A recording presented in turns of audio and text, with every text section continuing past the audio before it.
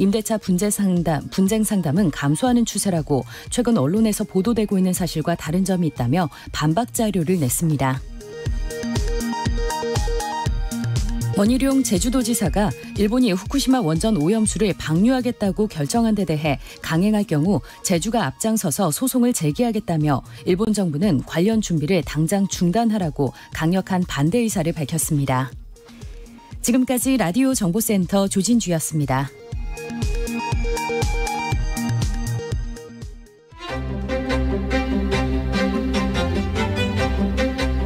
KBS 1라디오 더 나은 삶, 안전한 대한민국 기획 인터뷰 기후변화 위기 여성 운동가에게 듣는다.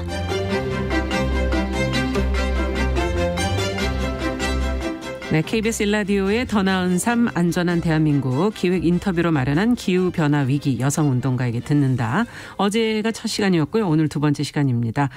오늘은 기후변화가 우리 하천에는 어떤 영향을 미치고 있고 이를 또 해결할 방안은 무엇인지 조금 더 구체적인 내용으로 들어가서 살펴보도록 하겠습니다. 함께 이야기 나눠주시기 위해서 환경운동연합의 신재은 생태보전국장님 자리해 주셨어요. 어서 오세요. 네, 안녕하세요. 네. 오늘도 출근하는데 보니까 벌써 저희가 1단계로 낮춰지니까 차량이 많아서 그런지 맞아요. 하늘이 뿌옇더라고요. 그런 것 같아요. 예, 기후변화 위기를 이제는 몸으로 조금씩 체감하게 되는 것 같아 두렵기도 하고 심각성은 점점 커지는 게 눈에 보이는데 이것이 저희가 이제 어제 전체적인 얘기를 좀 했었거든요. 근데 오늘은 좀 하천과 관련해서 우리는 특히 산과 하천이 많은 나라에 해당이 되고요. 하천 환경에 미치는 영향은 어떤 것들이 있는 겁니까? 우선 기후위기로 인해서 받게 되는 대부분의 피해가 사실상은 물 문제에서 나타난다고들 이야기를 합니다. 그 피해 이제 대표적인 것이 가뭄. 네, 그리고 올 여름에 뭐 전국을 휩쓸었던 홍수. 네, 이런 부분들이 있을 거고요. 또 폭염 피해가 다시 녹조 피해로 연결이 되기도 합니다. 그리고 이렇게 가뭄과 홍수, 녹조로 생태계가 또 같이 영향을 받게 되기도 하는데요. 거기에 이제 인간의 과도한 개발이 더해지면서 또 담수 생태계는 생물 다양성 위기까지 함께 겪게 되는 그런 상황입니다. 그러니까 결국은 우리가 피해를 많이 느끼는 부분은 물이다. 그렇죠. 네, 라는 말씀이 정말 절감이 되고 사실 몇 년 동안 계속 가뭄이었다가 올해는 또 홍수가 난 거 아닙니까? 이렇게 극단적으로. 이것이 우리 삶을 얼만큼 피폐하게 만들 수 있는지 우리가 직접 이제 체험을 하게 되는데 이런 물의 생태계, 담수 생태계의 어떤 다양성이 훼손되고 이렇게 극단적인 상황으로 가는 거 이런 것들을 조금 더 구체적으로 좀 상황들을 더 얘기해 주세요. 우선은 뭐 주요 멸종 위기종들의 멸종으로 이어지는 게 가장 저희가 쉽게 볼 수 있는 뉴스들입니다. 2020년에 첫 멸종 선언을 한 게 그 중국 내에서 가장 큰 담수어로 알려진 양쯔강 철갑상어가 멸종됐다고 하는 뉴스였는데요. 그러니까 이 철갑상어가 양쯔강에서 멸종된 것에 대해서 중국 과학자들이 선언을 하면서 가장 큰 문제로 꼽았던 것이 바로 양쯔강에 있는 댐 개발이었습니다. 어떤 것 때문에 그렇게 된 건가요? 세계 어류 해유 재단이라고 하는 곳, 해유성 어류라고 하죠. 이 재단과 런던 동물학회가 만든 보고서를 보면 70년 이후에 담수 생태계의 종이 81% 정도가 감소를 했다고 하고요. 해양종이 36%, 육상종이 38% 감소한 거에 비하면 2배 이상 많이 생물 다양성이 감소한 것으로 확인이 됩니다. 그건 사실은 이제 세계 주요 문명이 강가에서 발달된 것처럼 많은 이제 인구가 강가에 밀집해서 살다 보니 강을 집약적으로 개발하고 이용하는 것에서부터 비롯된 것이라고 볼 수가 있을 거고요. 지금 기후 위기로 인해서 6차 대멸종의 시기다 이런 이야기를 하는데 그 가운데서도 특히 담수 생태계 생물 다양성이 굉장히 큰 위기를 맞고 있는 것이죠. 와, 우리가 정말 인류가 처음 시작된 게 강가였었네요. 그렇죠. 그랬는데 지금은 또 이 강의 모든 것을 저희가 개발함으로써 지금 대멸종의 시기가 오고 있다. 참 여러 가지로 지금 동물들이 그러니까 먼저 생물들이 벌써 이렇게 반응을 하고 있는 거군요. 저희는 잘 몰랐지만. 그렇죠. 예. 저희는 사실은 눈에 보이는 게 이제 녹조 현상 이런 정도라야지 이제 조금 인식이 되거든요. 녹조하면 또 낙동강을 저희가 안 떠올릴 수가 없고 녹조 라떼 이런 표현까지 그때 써가면서 저희가 많이 기억을 하고 있는데 지금 현재 상황은 어떻습니까?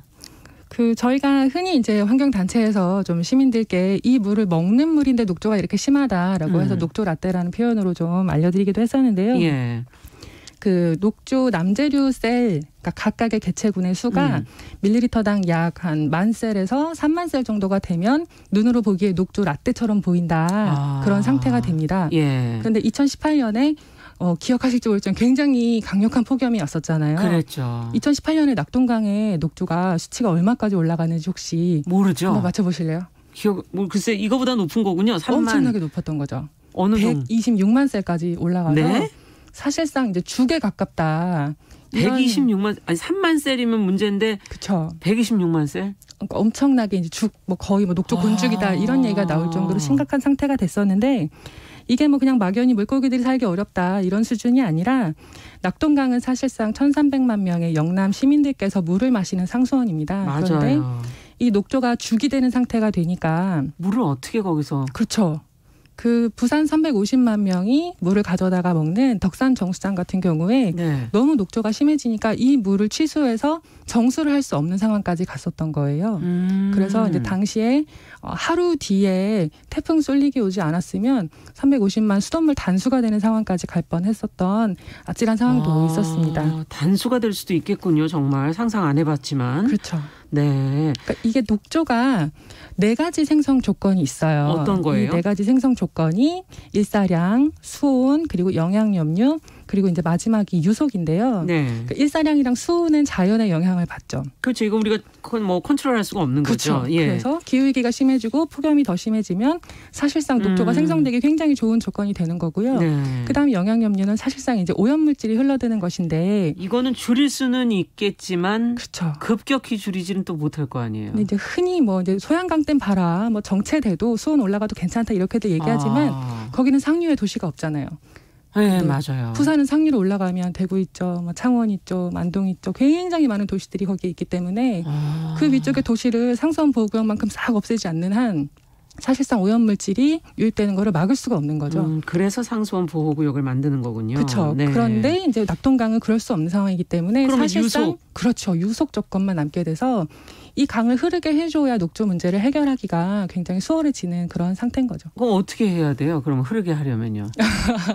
갑자기 궁금하네요. 금강과 영산강 같은 경우에는 이제 그 보에 있는 수문을 열어서 물을 흐르게 하는 것만으로 녹조가 95% 이상 저감됐다고 환경부가 발표를 하고 있거든요.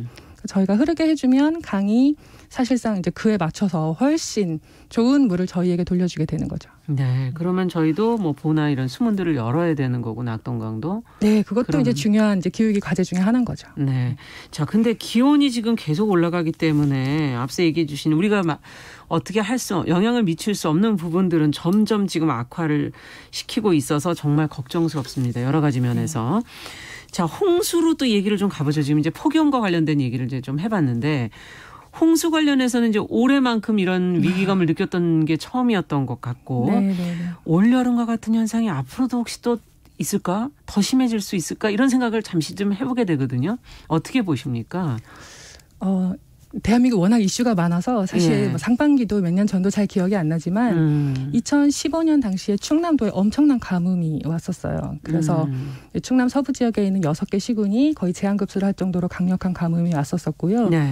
올 5월 달 정도만 가도 올여름에 대단한 폭염이 올 거다 해서 이미 30도가 넘어가고 굉장했었거든요. 맞습니다. 사실은 홍수냐 가뭄이냐 폭염이냐가 아니라 기후위기의 물 문제의 가장 핵심은 불확실성이라고 저는 생각을 합니다. 이 불확실성 때문에 사실은 이제 기상 예보도 굉장히 어려워지고 그래서 많이 틀리기도 했고 엄청나게 많이 틀리죠. 왜냐하면 해양대기 자체가 불안정하기 때문에 이걸 맞추기가 굉장히 어렵거든요. 근데 이런 상황에서 가뭄이 올 것 같다, 폭염이 올 것 같다라고 하면은 물을 최대한 많이 미리 저장할 수 있잖아요. 그렇죠, 저장하는데 그러면 사실상 물을 채워놓는 만큼 홍수 때 그러니까 상대적으로 물을 안 내려보내면서 홍수를 방지하는 게 댐이거든요. 근데 물을 가득 채워놓으면 홍수 때 물을 가둘 수 있는 여유량이 줄어드는 거죠. 그래서 그 대신에 또 갑자기 그러다 폭염이 오면 그렇죠. 가뭄이 오는 거죠. 네, 그러면은 물이 필요하잖아요, 그게. 그렇죠.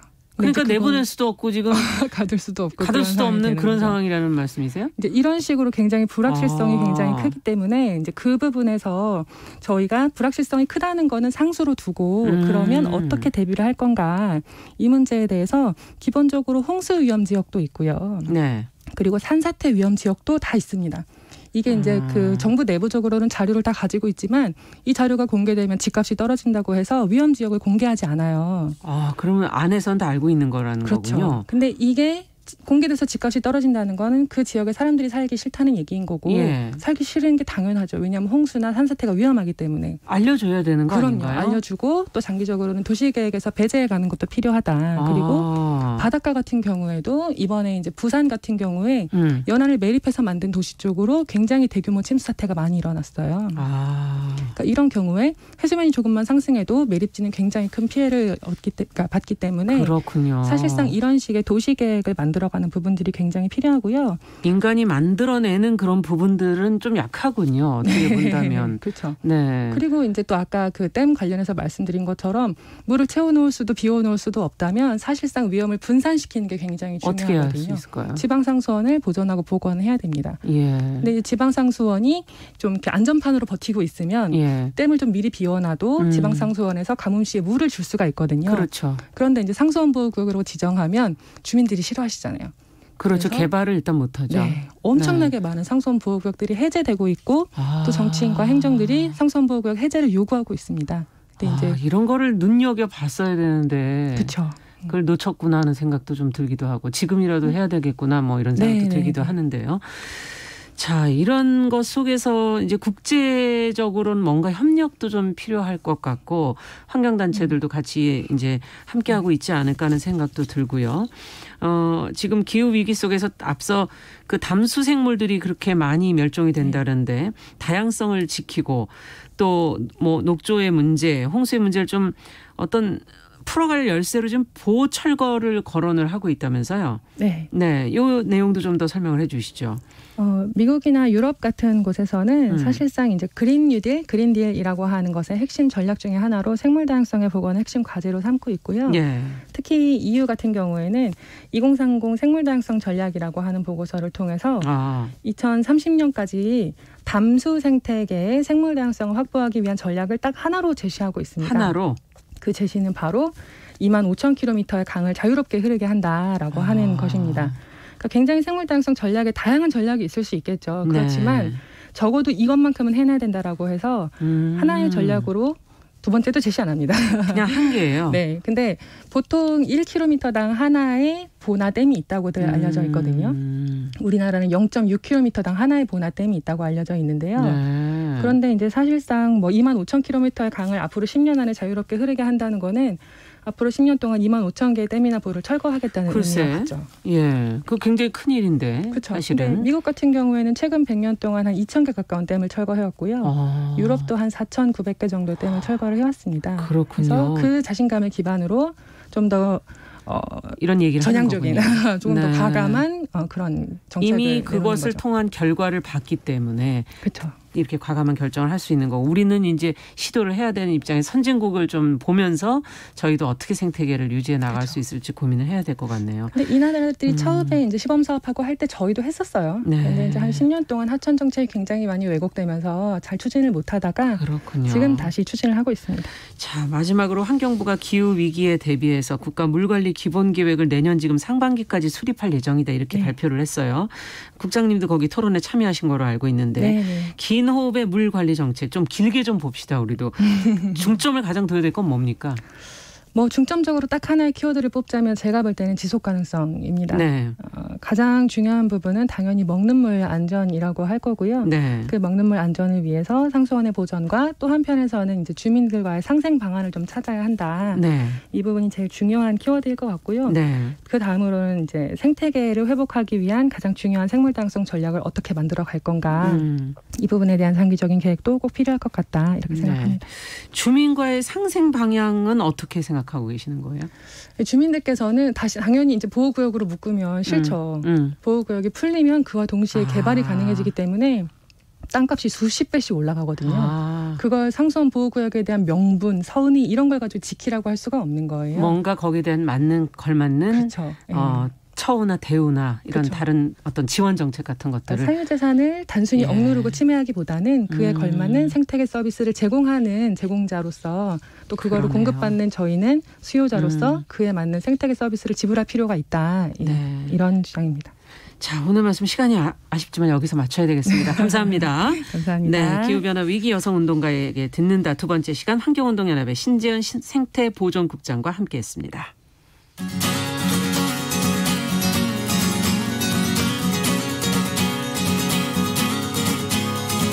함께 가면 길이 됩니다. 여러분.